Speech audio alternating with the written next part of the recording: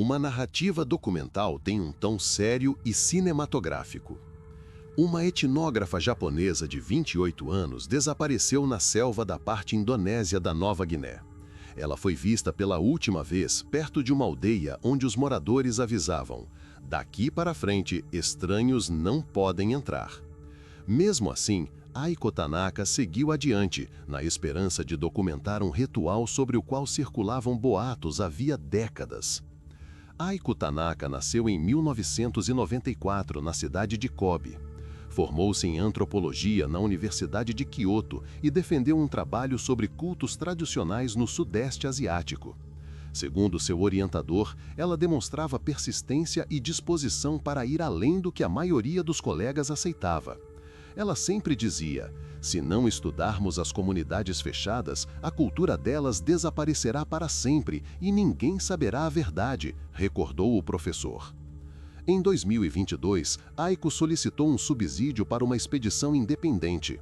Nos documentos, a meta estava descrita como observar e registrar rituais de uma comunidade pouco conhecida em Papuã, que vive nas cabeceiras de um dos rios. No meio acadêmico, a região era considerada perigosa. Além do isolamento geográfico, havia registros de conflitos com grupos armados e grande desconfiança em relação a forasteiros. Apesar dos alertas, Aiko preparou a viagem. Em Lima, capital do Peru, ela tinha contatos por meio da Embaixada do Japão. Em Jakarta, recorreu a uma agência local de guias. Depois seguiu para Jayapura, centro administrativo de Papuã, na Indonésia. Lá, contratou um intérprete que falava línguas de várias tribos e 2 carregadores.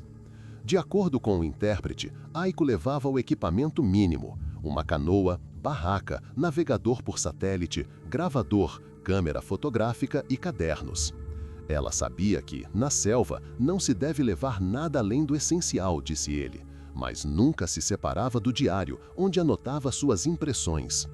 No diário, encontrado mais tarde em sua bagagem, ficaram registradas as anotações dos primeiros dias. Ela escreveu: o tempo é pesado, a umidade é constante, a roupa não seca. Os carregadores estão cansados, mas seguimos dentro do planejado. Essas linhas foram o último testemunho documentado com a voz da própria Aiko. O trajeto seguia primeiro pelo rio, em canoa, e depois a pé por trilhas montanhosas. Segundo os guias, os 2 primeiros dias transcorreram sem incidentes. O grupo avançava devagar, mas de forma constante. A terceira noite foi decisiva. Eles pararam em uma aldeia que os locais chamavam de A Última Segura. Os moradores foram diretos.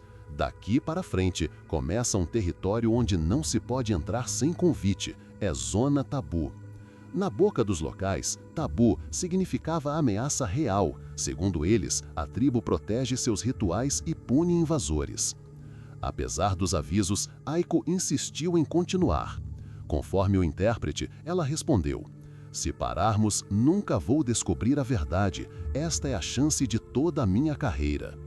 Na manhã do 4º dia, o grupo se dividiu. O intérprete e um dos carregadores se recusaram a seguir.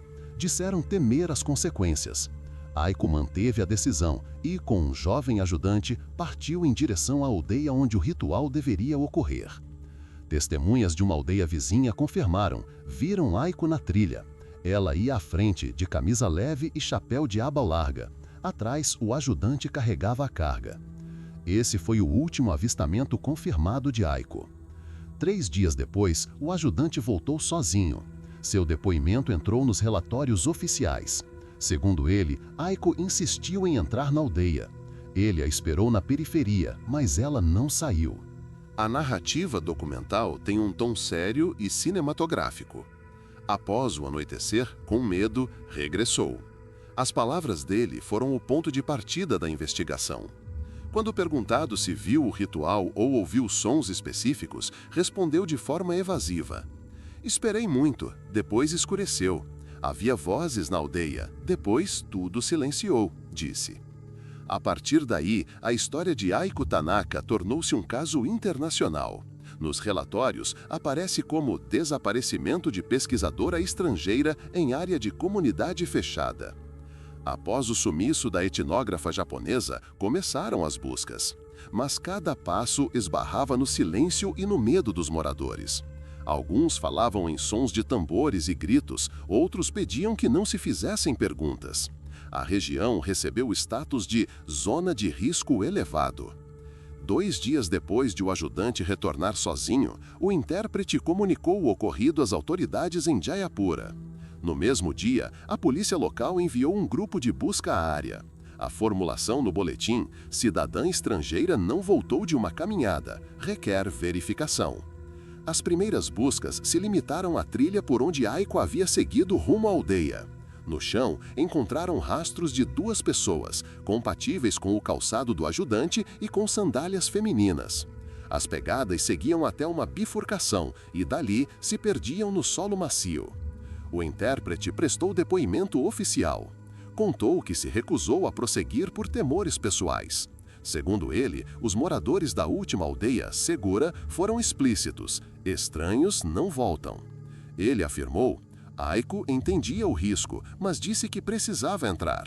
O objetivo dela era ver e registrar o ritual. As declarações do ajudante que acompanhou Aiko foram mais curtas. Confirmou que chegaram juntos à periferia da aldeia. Lá, ele ficou esperando e Aiko entrou. Disse ter ouvido cantos e batidas de tambor. Esperou por horas, então escureceu. Aiko não voltou e ele regressou. A polícia considerou o relato incompleto, mas não havia provas diretas em contrário. No relatório, anotou-se: o ajudante demonstra sinais de medo e reluta em falar com detalhes.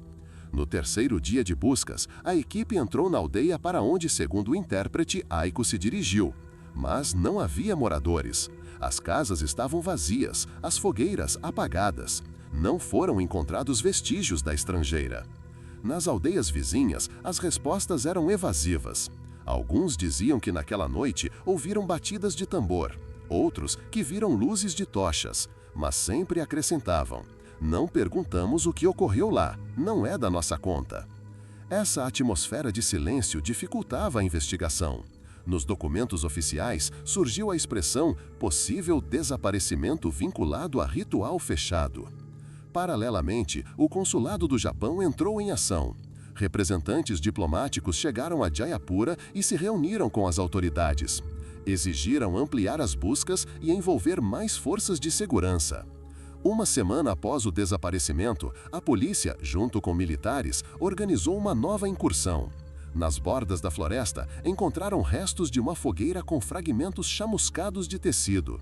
Segundo a perícia, o material era sintético, incomum para os locais. Familiares de Aiko confirmaram: ela tinha um corta-vento desse tipo. A descoberta reforçou as suspeitas de que a pesquisadora de fato chegara à aldeia e poderia estar presente no ritual. O que ocorreu depois não foi oficialmente registrado. A segunda pista surgiu alguns dias depois. Em uma cabana abandonada na periferia do povoado, acharam um caderno. Algumas páginas estavam escritas em japonês. De acordo com a narrativa documental, tem um tom sério e cinematográfico. De acordo com a tradução de especialistas, tratava-se de anotações sobre os preparativos para o ritual. Hoje o clima está agitado, as pessoas estão se reunindo, há muitas crianças. Sinto que em breve começará aquilo pelo que vim. Esse registro foi o último rastro de Aiko. Após a descoberta do caderno, a investigação mudou a classificação do caso. Passou a ser oficialmente desaparecimento de pesquisadora estrangeira em zona de acesso restrito. Jornalistas que cobriam a história destacavam: não se trata de um desaparecimento casual, é um episódio relacionado a uma comunidade fechada que não permite a presença de forasteiros em seus rituais. Boatos entre os moradores aumentavam a tensão. Alguns diziam que a tribo realizava rituais com sacrifício, outros afirmavam que eram apenas lendas usadas para assustar vizinhos, mas todos repetiam: entrar lá sem convite é proibido. Para a família de Aiko no Japão, isso significava o pior. Eles entendiam que a filha enfrentara uma ameaça subestimada. Para as autoridades, representava a necessidade de equilibrar pressão diplomática e perigo real. Ao fim de 1 mês de buscas, não houve resultado oficial. No relatório, lia-se: não há testemunhos diretos de que Tanaka Aiko esteja viva. Os objetos e as anotações encontradas confirmam sua presença na área da aldeia. A partir desse momento, a versão de que Aiko poderia ter sido vítima de um ritual tornou-se a principal linha da investigação. Passou-se um mês desde o desaparecimento da etnógrafa japonesa. A investigação tornou-se internacional. Novas pistas apareceram, mas cada passo levava a contradições. O ajudante dizia uma coisa, o intérprete outra, e os moradores respondiam com silêncio. Depois do achado do caderno com as anotações de Aiko, os investigadores levantaram 3 hipóteses principais. 1. Presença no ritual. O diário continha linhas sobre os preparativos da cerimônia. Os investigadores acreditavam que Aiko entrou na aldeia justamente na noite do ritual. 2. Retenção. Se a tribo entendeu sua presença como violação de um tabu, poderia tê-la impedido de voltar. 3. Remoção. Havia a possibilidade de que Aiko tivesse sido levada para outra parte da comunidade ou conduzida para o interior da floresta. Nenhuma hipótese foi confirmada, mas todas descartavam um simples extravio. O intérprete que acompanhava a expedição foi o primeiro a alertar as autoridades. Suas palavras constam no protocolo oficial. Ele afirmou que os moradores da última aldeia segura haviam avisado claramente que não se podia seguir adiante. Disse a ela que deveríamos parar, relatou. Mas ela disse que precisava ver o ritual. Era o trabalho dela. O intérprete declarou que o medo da tribo o levou a desistir de continuar no trajeto. Ouvi histórias dos locais. Diziam que não deixam estranhos entrar. Tive medo de que terminasse mal. O ajudante de Aiko, um jovem da aldeia vizinha, prestou depoimento separado. Confirmou que os dois chegaram à periferia da aldeia. Ela me disse para esperar do lado de fora. Esperei muito, ouvi tambores e cantos. Depois escureceu. Ela não saiu. Questionado pela polícia, respondeu de forma evasiva. Disse ter visto luz de tochas e ouvido vozes, mas não soube explicar o que acontecia lá dentro. Eu fiquei com medo, acrescentou. Quando escureceu, voltei. Investigadores registraram que seu relato era incompleto. Ele poderia estar omitindo detalhes, mas não encontraram provas diretas de contradições. As tentativas de ouvir as aldeias vizinhas esbarraram no silêncio. As respostas eram curtas. Ouvimos tambores. Naquela noite houve um ritual. Não é da nossa conta. Ninguém concordou em assinar depoimentos formais. Relatórios policiais anotaram. Testemunhas temem represálias e não querem falar oficialmente. Jornalistas que foram à região notaram a mesma atmosfera. Um deles escreveu: "Todos aqui sabem mais do que dizem, mas as pessoas têm medo até de pronunciar o nome da tribo." Sob pressão de diplomatas japoneses, os militares iniciaram incursões na zona para onde Aiko fora. Em aldeias abandonadas, encontraram fogueiras, fragmentos de tecido queimado e vestígios de reuniões com muita gente. A perícia confirmou: o material do tecido era sintético, típico de roupa urbana. Familiares de Aiko reconheceram a cor e a textura do seu corta-vento. Em outro ponto, encontraram um caderno com anotações em japonês. Nele se lia: "Hoje está agitado. Sinto que em breve verei aquilo pelo que vim." Foi a última confirmação da presença dela. Os objetos achados se tornaram prova direta de que Aiko de fato chegou à aldeia e esteve ligada aos eventos daquela noite. Mas o que aconteceu depois continuou incerto. Investigadores escreveram: "Tudo indica que a pesquisadora esteve entre os participantes do ritual. O que se seguiu não foi registrado." O segundo mês de buscas trouxe novas pistas. Uma câmera sem cartão de memória, um colar presenteado a Aiko por colegas e sinais de reuniões com muitas pessoas. Cada achado reforçava: a pesquisadora esteve no ritual. O que ocorreu depois continuava um mistério. Após a primeira fase das buscas, as autoridades indonésias autorizaram operações mais profundas nas cabeceiras do rio. O objetivo era inspecionar abrigos temporários e esconderijos possivelmente usados pelos moradores da tribo. Em um dos abrigos, encontraram lonas, galões de combustível e restos de comida. Num canto, havia uma pequena câmera digital. Segundo peritos, o modelo coincidia com o que Aiko levava à expedição. O aparelho estava sem cartão de memória. Os especialistas confirmaram que o cartão havia sido removido. No corpo, havia microdanos compatíveis com uso úmido. A descoberta gerou grande repercussão. No laudo, anotou-se: a câmera é um objeto pessoal da pesquisadora. Sua presença no abrigo confirma a passagem de Tanaka Aiko pela área. Dias depois, os militares encontraram outro objeto. Em uma cabana abandonada na periferia do povoado, havia um colar de conchas. Familiares no Japão reconheceram imediatamente. Era um presente dos colegas antes da viagem. A perícia confirmou que a forma e o padrão das conchas coincidiam com fotos feitas antes da partida. Consta nos relatórios: o colar pode ter pertencido a Tanaka Aiko. Seu achado na área do ritual reforça a hipótese de sua presença. Os militares também registraram, numa clareira, vestígios de fogueiras e chão muito pisoteado. Segundo eles, a área indicava a participação de dezenas de pessoas. Nos relatórios, foram identificados sinais de reunião em massa. Isso coincide com o período do suposto ritual. Jornalistas relataram que nesses locais foram achados gravetos queimados e tiras de tecido, mas autoridades comentavam com cautela, evitando conclusões diretas. Em Tóquio, o caso de Aiko Tanaka chegou ao parlamento. Representantes do Ministério das Relações Exteriores do Japão declararam: exigimos da Indonésia uma investigação completa e a elucidação do paradeiro da cidadã. Em resposta, autoridades indonésias enfatizaram: as operações continuam, a região é isolada, mas as buscas não cessaram. Jornalistas observavam que o governo indonésio evitava formulações categóricas. A versão oficial dizia: o desaparecimento está relacionado a ações de terceiros, mas os detalhes estão sendo apurados. A história ganhou destaque na imprensa mundial. Manchetes diziam: etnógrafa some durante ritual e o mistério do desaparecimento de japonesa em Papua.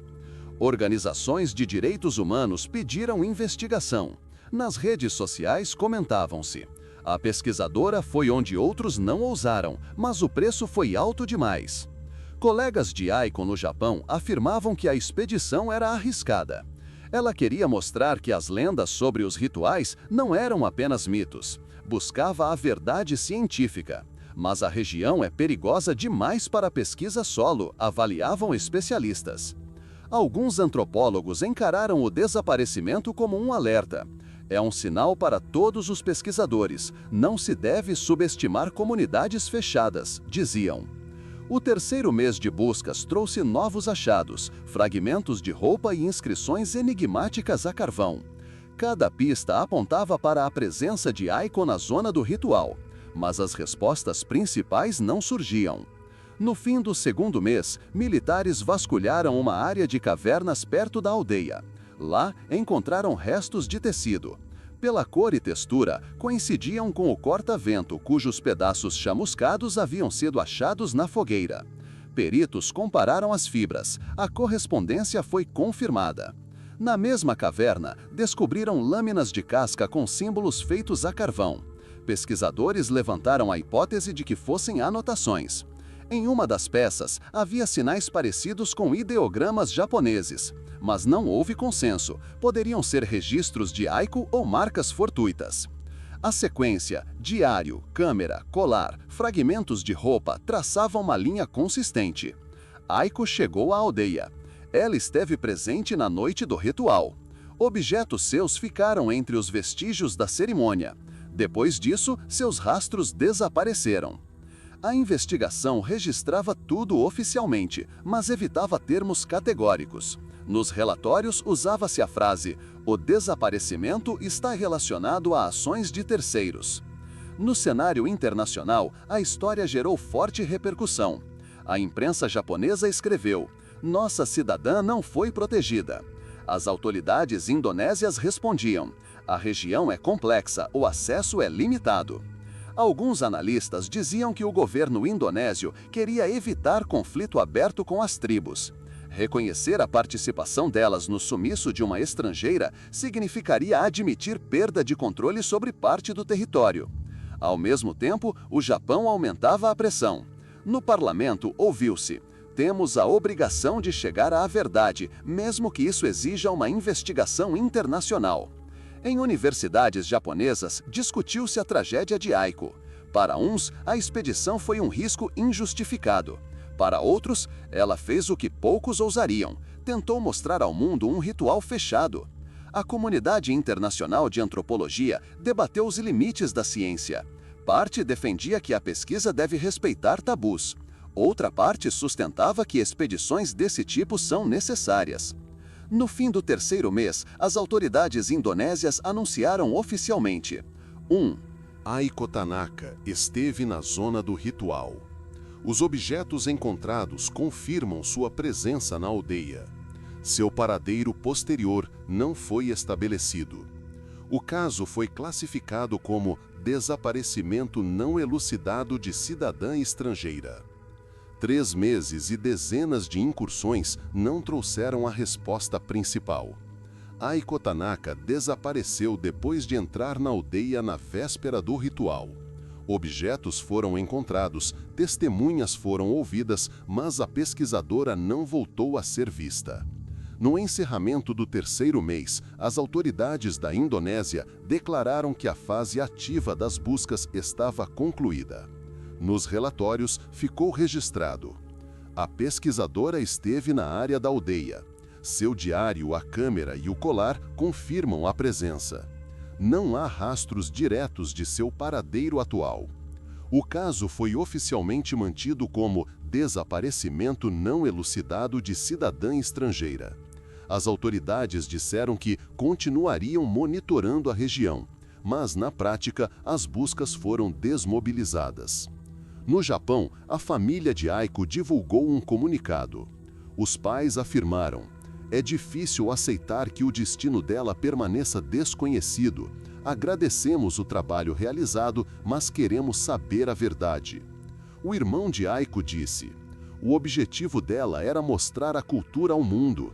Esperávamos que voltasse com material. Agora restam apenas perguntas. Essas falas foram citadas pela imprensa japonesa. Para o público, o desaparecimento virou símbolo do perigo de expedições científicas. A história teve repercussão internacional. Em Tóquio, houve atos de estudantes e colegas de Aiko pedindo investigação transparente e medidas de segurança para futuras expedições.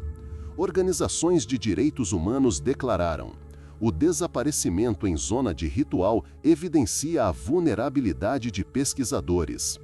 Autoridades indonésias enfatizavam: a região é isolada, o controle é limitado, fizemos tudo o que foi possível. Críticos, porém, diziam que o caso foi abafado para evitar conflito com as tribos. Em universidades do Japão e de outros países, o caso de Aiko foi tema de conferências. Alguns disseram: a expedição foi um risco injustificado. Outros observaram: ela deu um passo que poucos repetiriam. Sua coragem trouxe à tona um tema antes evitado. Artigos acadêmicos passaram a incluir seções sobre limites da pesquisa. Destacava-se que respeitar tabus não é só questão cultural, mas também de segurança. A versão oficial consolidou-se. Aiko Tanaka entrou na aldeia na noite do ritual. Seus pertences ficaram no local. Testemunhas ouviram tambores e viram tochas. Depois disso, ela não voltou a ser vista. Formulação da investigação. O desaparecimento está relacionado a ações de terceiros. O destino atual da pesquisadora não foi estabelecido. Para o Japão, Aiko tornou-se símbolo de coragem e risco. Na mídia, foi chamada de a etnógrafa que foi mais longe do que todos. Para pesquisadores, sua história virou um alerta. Nem mesmo um objetivo científico justifica violar tabus. Para a comunidade internacional, é um lembrete de que ainda existem lugares no mundo onde as regras de fora não se aplicam. A história de Aiko Tanaka terminou oficialmente, mas não de fato. Para a família, é uma dor sem desfecho. Para os colegas, um tema de debate. para as autoridades, um problema em aberto na relação com comunidades fechadas. O que você acha que aconteceu com Aiko? Esse desaparecimento poderia ter sido evitado? E vale a pena pesquisadores arriscarem a vida para estudar culturas fechadas? Deixe sua opinião nos comentários. Deixe sua opinião nos comentários.